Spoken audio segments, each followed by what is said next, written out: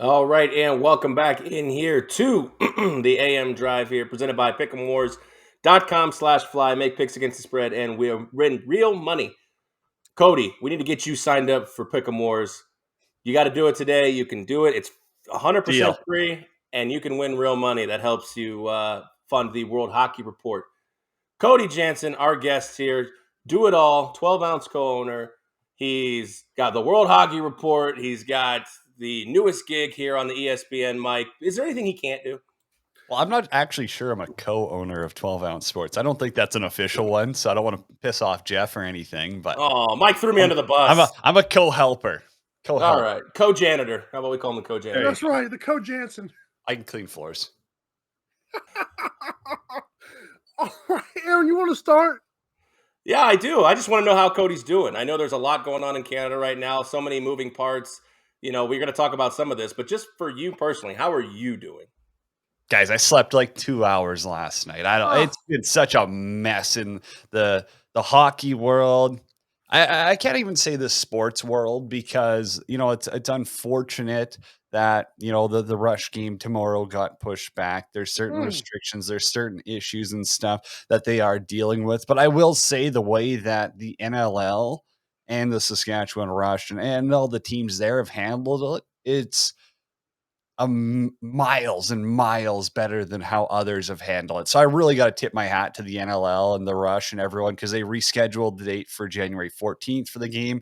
So I get it. It's got to get pushed back. It's, player safety, health and mind, all that stuff. But how the IHF handled it with just axing the tournament after 4 positive tests, that's kind of where it throws you for a loop where, last year when there was kind of less knowledge on the situation.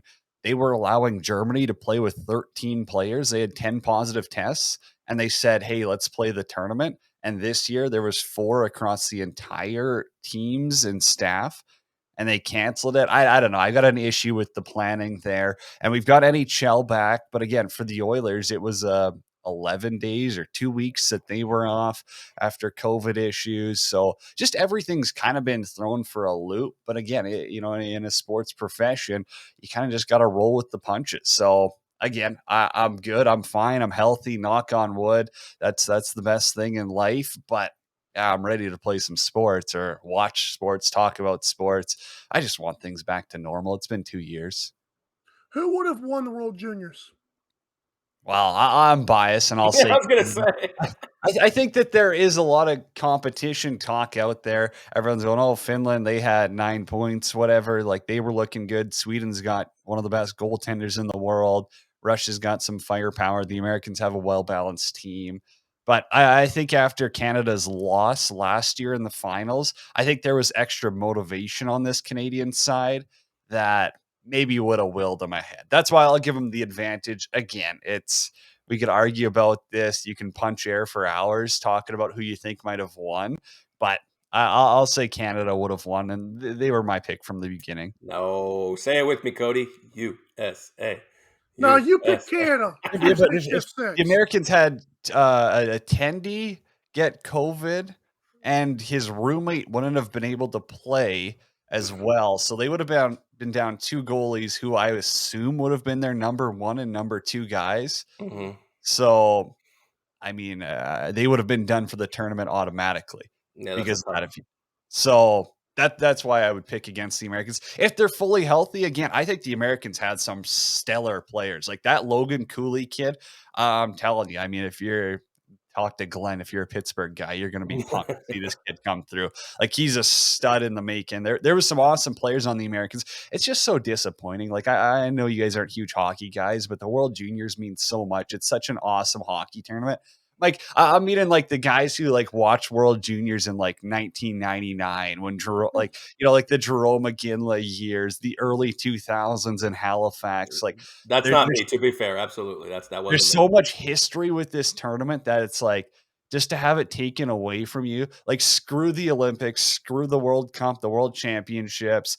Honestly, the World Juniors is bigger than the Stanley Cup to me. Wow. That's how much I, love the tournament, to be frank. So to have the Spangler Cup ripped away and now the World Juniors, it sucks being for the hockey fan part of Cody. This is as low as it gets. Is that what the official statement from World Hockey Report is? Because I know that, when there's not a lot of hockey, what does the World Hockey Report talk about? Oh, we talk about anything. We'll talk baseball, we'll talk football, we'll talk now lacrosse. It's no, Absolutely. we're always Woo-hoo! open to other sports. Again, I generally love sports in general. I know I roast LeBron, I roast the NBA. I find soccer boring 85% Same. of the time. But like there's also a part of me that just loves that competitive nature. So I'll watch anything, honestly. Like sports are just the best. That's why we do this. That's That's right. why we get to talk about it. It's because sports. Amen. Before you guys talk NHL and more in depth, Cody, I'm disappointed in my Seattle Kraken. And then now we lost Brendan Tanev to an ACL tear. That sucks. That's I'm tough. pissed. Give me some optimism here if you can. Well, optimism. I don't think the goaltending can get any worse. Thank you. As you, a Grubauer. as a tandem, I think Grubauer and Dreger and Decord have the worst combined save percentage of all time in NHL history right now. Like that's what they're on pace for. Like this is the worst of all time, and that's scary. Or I think it might be modern era. Maybe it's like once the NHL, once goalies actually got normal gear, I think that's when they probably started tracking it. But yeah, this is a rough look for them goaltending wise. That's going to get better. Again, if you're a Kraken fan, you also have to consider the first year wasn't going to be amazing. And you've got some awesome prospects in the system who are going to flourish, who are getting the experience this year. Like I think of a Matty Bernier as another guy who's at the World Juniors. This is a guy who's going to likely come into the league next year, maybe in 2 years. And he's going to be, a top 6 forward, no doubt. He's going to be a power play guy. So Seattle does have a lot of things to look forward to. I think they kind of built their team around a little bit of a model, unlike Vegas, where they're like, hey, we're not getting all the breaks they're getting. So let's build for the future a little bit more, where they built their defense strong. I mean, they did pick 2 pretty damn good goaltenders who are just having a terrible year. So they kind of built a team on like, let's be competitive, but let's also worry about having a really good team 3 to 5 years down the road. We're physical. Yeah, they are. They play a gritty style. I love it. They play old school hockey. That's, kind of how the LA Kings won, a decade ago, is they just don't make it easy for anyone to play against them. And I know they have been blown out a few games, but for the most part, they're a very competitive team. You saw they played against Edmonton. They're competitive in like 90% of the game, but when their goalies give up 3 or 4 in a row, that's when it becomes a blowout. But I agree, 90% of the game, we're doing great. There's 3 periods. Unfortunately, you got to play 60 minutes to win a hockey game. Know. So the one thing I want to talk about in the NHL before we get into the rush here in the NLL is the Winter Classics coming up, and that's thankfully so far, cross our fingers, knock on wood, hasn't been canceled or postponed yet. So we have St. Louis and Minnesota in this game. What I want to know is, how are you feeling about this? Obviously, coming up here soon, and which one was your favorite Winter Classic of all time? Oh, my favorite Winter Classic of all time. That's a great 13 question. of them. I would throw it back to the OG though, the Oilers and Habs. That's the Jose Theodore wearing the toque on the helmet. I think it was like minus 25. Like they were playing in incredible weather. And then also, was it Pittsburgh Buffalo? Was it that the one where Crosby scores the shootout winner? That was the one in the snow, wasn't it? Yeah, the snowball. Cool. Yeah, like those are probably my 2 favorite. Here's my issue though with the January 1st game, and if I can go on a tangent, I guess I really can, but why would they do it in such a competitive nature? There's like 8 or 9 other NHL games that day. You're competing against college football, which is massive. You put it in prime time instead of the afternoon. So now you're losing the NBA fans, your college basketball fans. I don't think there's any NFL. It's a Saturday. I don't believe there's any NFL games. Not usually. But again, the scheduling is just so bad. It doesn't make sense, guys. Like, why not even even just have it as a standalone afternoon game. Go against that early college football semifinal because you've got a little bit different fan groups. But now at least you're not competing against other NHL fan bases. You're not competing against the NBA. You're not competing against college basketball. You're not competing against the late college football semifinal. It doesn't make sense. Like, you've got I this agree. huge spectacle. Why not do it when the most eyes are going to be on it? That's what pisses me off. Again, sorry for the rant and tangent, but I mean, I'm looking forward to it. I'm going to try tune in, but am I going to be glued to it? No, because there's 6 other things that I want to watch going on at the same time. So, if I'm saying that as someone who loves the game of hockey, what are even, average fans saying? They The might tune in. Michael Carveluses of the world. Yeah, they're not going to tune in. But if it's at noon or 1 o'clock and you've got nothing better to do other than watch House Hunters International, now you're going to tune into the NHL game. That's my issue with it. I agree with that. I can get down on that. Absolutely. Yeah. Let's talk some Rush as we rush into the finish here. That was terrible. I knew Mike was going to pull something like that. Thank you. Okay, so Cody, the Saskatchewan Rush, possibly the second best team in the NHL history, NLL history, behind, of course, the Georgia Swarm. I'm kidding. So, tell me about what fans should expect. Tell me about the National League Lacrosse as a whole. I want to make it very clear. I became a big fan of you, and well, I was a fan of you before, but a fan of like lacrosse again when I watched you on 12-ounce Sports about a month or two ago. Yeah, I mean, the NLL as a whole, it's not incredibly old by any means, but there's a fair amount of history when you do look at, some of the older franchises like the Rock and stuff. The Rush aren't exactly old. They moved from Edmonton to Saskatoon in 2016. But again, they've won 3 championships in the last 5 full seasons. Like, they've got a wagon of a team here, and it's awesome to be behind. It's awesome to see. We've got some of the best players of all time in the NLL, where Jeff Shattler's trying to crack the top 10 in almost every category. He's won a league MVP. Mark Matthews is, one of the best passers in the game. He's just an elite offensive talent. So there's a lot to look forward to. I guess, for someone who hasn't really watched the NLL or who hasn't got into it, I think the biggest difference is it's just a fast game. It's so much fun to watch. There's so much excitement. What do fans not like about the NFL? Well, there's stops every 5 seconds. What do fans not like about the NHL? Well, it's offsides, it's icings, it's 4 TV timeouts per period. It's a 60-minute game that takes 3 hours to watch. Or, basketball. It's the last 2 minutes of play takes you half an hour to watch. Yep. It's those things that really slow down the game that kind of lose the fans, and it really takes away all momentum from a broadcaster's perspective. When you're having to take these timeouts, these breaks, you have to fill all this dead air. Whereas the NLL, it's such a go, back and forth, high intensity. There's a ton of goals. It's not like a 2-1 hockey game. You're getting these 10-9 games. You're getting 15-14 games. There's so much skill on the floor. There's the toughness. There's big hits. There's fights. There's a goalie fight. Yeah, we've had a Tendy fight already this year. Like, it really is the best of both worlds when I think about it as a hockey hybrid, where it's more exciting to watch. I think fans would agree with that. I love lacrosse. And that's, Saskatoon's a great market for it. It's a perfect market in Saskatchewan.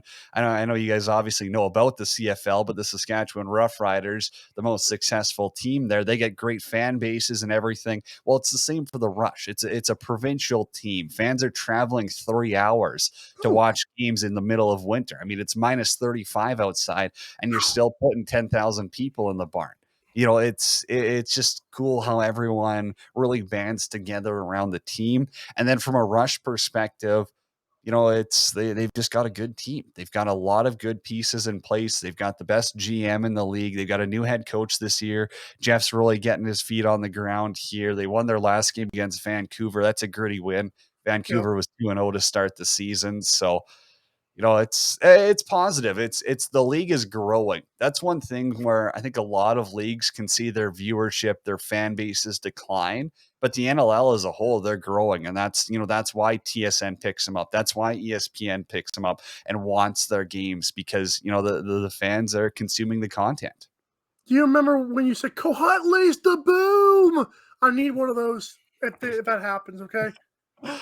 I don't know. I think I remember that Jackson call. Was that Kohut, this like lays summer or the last summer? boom. I'll try drop one of those in the next one for you, Mike. That's You know I, what I think we need is a hidden subliminal bonanza. Since we're in the middle of the bull betting bonanza during the rush, I feel like if you could find a way to implement bonanza in your broadcast. okay. I'm putting that in my list then right now. I'll put Bonanza in there, and when you hear it, you better tweet at me then on the 14th. We'll be watching on the I'll be 14th. watching for sure. Absolutely. So, Bonanza. Cody, I have one more question before Yeah, we let you go here. Just, I was reading about the team here. You, Darren, and I'm assuming Sabine. Am I saying that right? yeah. Sabine. Sabine, how have you guys meshed so far? Right. Because you don't have a ton of experience with each other, and it looks like Darren's got a little more experience with the Rush than the other two, you and Sabine do. But how has it been, you and the team, kind of meshing together here to do these broadcasts? So we're all in different places, which kind of makes it, it was different at start where, I mean, I've only really been with both of them twice, Wow. essentially. So, you meet before and you really talk it out. But I think the biggest thing is we're all professionals at this point where I've been around lacrosse the longest. I mean, I've been calling games for 7 years now or so. Ooh. I mean, like it's 6, 7 years. It's been a while where I've been calling games the most. Darren did do some, between the benches on field stuff a couple of years ago or a few years ago. So Mm-hmm. he's got a little bit of familiarity with the Rush as well. And Sabine's quite new, which, pardon me, I also think that it really helps the average fan, the common fan, the new fan, which I think is awesome because she can relate to those people who don't exactly have the best knowledge of the game, where she can ask a question genuinely and it's educating people. So she's been awesome. She brings a lot of life to the broadcast. Darren, he's a professional. He's great at hosting. He's doing the pregame show with us. So, he's got a lot of insight as well. And then, I mean, from my perspective, I just gotta, bring the energy and tell the story. That's where I come into play as the play-by-play guy, and it's been awesome. I'm really looking forward to it. I mean, we've only had one home game, and obviously the one New Year's Eve got postponed for tomorrow. Oh, But we're coming back in January. We got 2 games in January. The schedule slows down a bit, but March and April, it's pretty much games every week, if not 2 games a week. So I'm looking forward to it. It's just going to build that chemistry, right? It's exact same thing as, you two hosting a show together. At first, you're kind of, you got to we get a suck. feel for everyone. How do they talk? When do they want to chime in? When don't they want to chime in? It's the exact same thing for a play-by-play and color commentator, and having someone between the benches like Sabine's been incredible. I mean, that's something for a broadcast that takes it to the next level when you can go, hey, what's it like down at field level? Right. What's the energy like in the building, where in the booth we don't have that perfect feel, but someone who's there can, explain the story a lot better. Very cool. Cody. Oh, go ahead. And for those of you who are asking, how am I going to watch this in the States? It is on ESPN Plus, if we haven't said that already. Love it. Yeah, ESPN Plus is carrying all the games this year for the Rush. I believe pretty much all the American games too. I think that there's some local TV deals. I don't know if there's any blackout restrictions. I can't say that for sure. I kind of doubt it. I think all the Georgia Swarm games are on Peachtree actually TV. I think I saw that the other day.